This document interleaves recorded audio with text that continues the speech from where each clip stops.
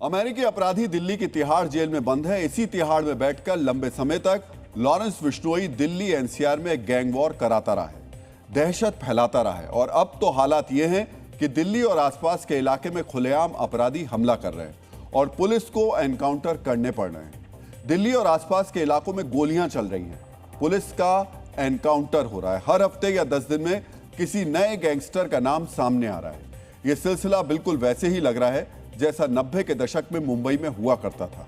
ऐसे में सवाल उठता है, क्या दिल्ली का हाल 90 के दशक के मुंबई जैसा हो गया है? और क्या अब दिल्ली एनसीआर से इन गैंग्स के खात्मे के लिए एनकाउंटर ही एकमात्र विकल्प रह गया है? दिल्ली एनसीआर में सबसे नए गैंगस्टर का नाम है दीपक नांदल। 39 साल का दीपक नांदल कौन है? बादशाह और फजलपुरिया जैसे बड़े कलाकारों के साथ काम करने वाले नांदल ने कैसे अपना गैंग खड़ा कर दिया और विदेश में बैठकर कैसे वो दिल्ली एनसीआर में ऑपरेट कर रहा है, आपको ये जानना चाहिए। लेकिन सबसे पहले नांदल गैंग के खिलाफ हुए एक्शन के बारे में हम आपको बता देते हैं। बीती रात गुरुग्राम के सुशांत लोक फेज 2 में हरियाणा पुलिस की क्राइम ब्रांच और दीपक नांदल गैंग के शूटर्स के बीच एक जबरदस्त एनकाउंटर हुआ। नांदल गैंग के शूटर्स एक कारोबारी के घर रंगदारी वसूलने पहुंचे थे। कारोबारी के घर पर कई राउंड फायरिंग कर दी गई। पुलिस को सूचना मिली कि शूटर्स काले रंग की एक कार में घूम रहे हैं। पुलिस ने जब शूटर्स को घेरा तो उन्होंने पुलिस पर फायरिंग शुरू कर दी। पुलिस ने भी जवाबी फायरिंग की। इस एनकाउंटर में 60 राउंड गोलियां चली। जब एनकाउंटर खत्म हुआ तो नांदल गैंग के 4 शूटर्स मारे गए। एक को पुलिस ने गिरफ्तार कर लिया। पुलिस ने मौके से विदेशी पिस्टल भी बरामद की है। एनकाउंटर साइट का मंजर क्या था, आपको हमारी इस ग्राउंड रिपोर्ट में देखना चाहिए। यहाँ पर जो आपने पुलिस का ये पूरे यहाँ पर आपने नाकेबंदी देखी हुई है। यहाँ पर 11:30 बजे कल एनकाउंटर जो है वो शुरू हुआ था, जिसमें 4 कुख्यात गैंगस्टर मारे गए। फर्स्ट फ्लोर पर यहाँ पर एक जो है गोली के निशान आपको वहाँ एक सर्कल करके जो है वो रखा गया। यहाँ पर पुलिस के लोग यहाँ पर मौजूद हैं।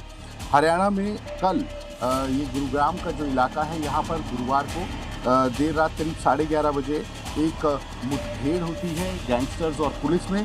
करीब 20 से 25 राउंड जो है वो फायर होते हैं और उसमें 4 गैंगस्टर्स जो मारे जाते हैं। ये दीपक नांदल नाम का गैंगस्टर है जो विदेशों में बैठ के अपने गुर्गे यहाँ भेजता है और यहाँ पर जितने भी नामी लोग हैं उनको वो धमकाता है। ये अराउंड 9:30 की बात है। मतलब मैं जस्ट ऑफिस से आया था तो जस्ट मैं डिनर करने लगा था तो थोड़ी आवाज़ आई, शीशे में कुछ लगा पटाखे फटा या कुछ हो सकता है किसी मीटर ब्लास्ट हो, ऐसी आवाज़ आई।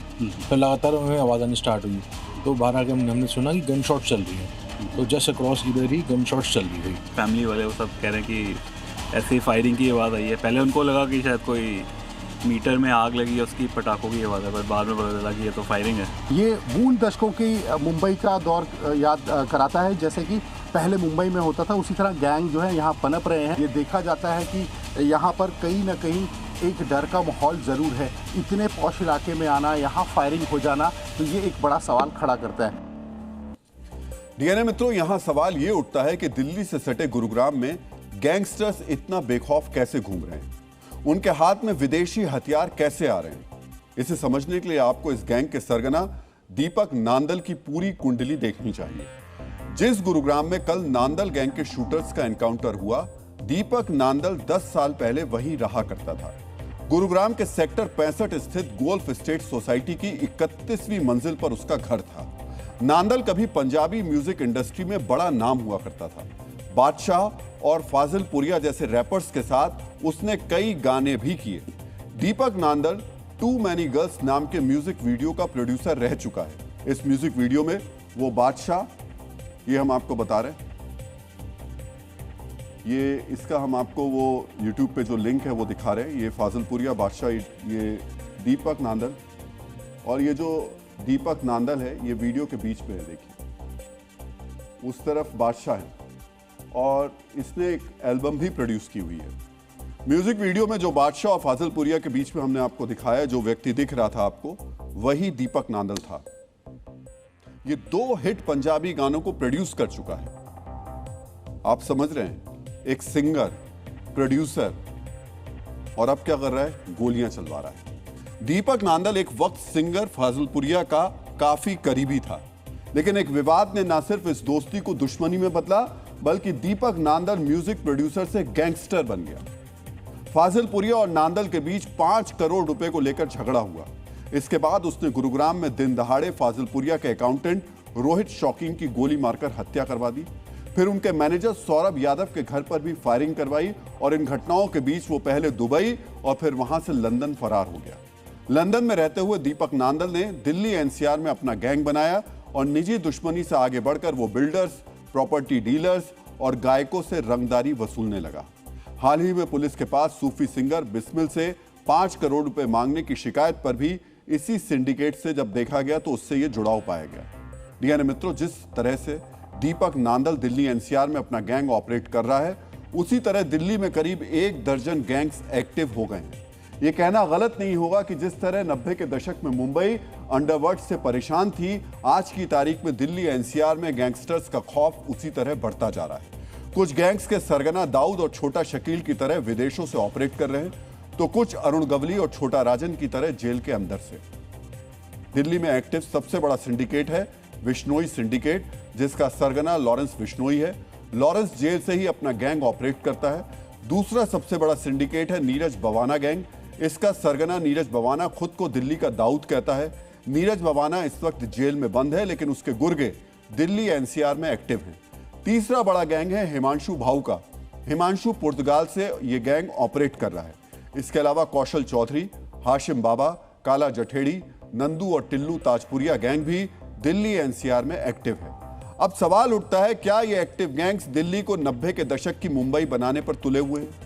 तो इसे समझने के लिए आपको एक तुलनात्मक टेबल देखना होगा। 90 के दशक में मुंबई में एक्टिव गैंगस्टर्स के टारगेट पर बॉलीवुड स्टार्स, बड़े बिल्डर्स और कारोबारी हुआ करते थे।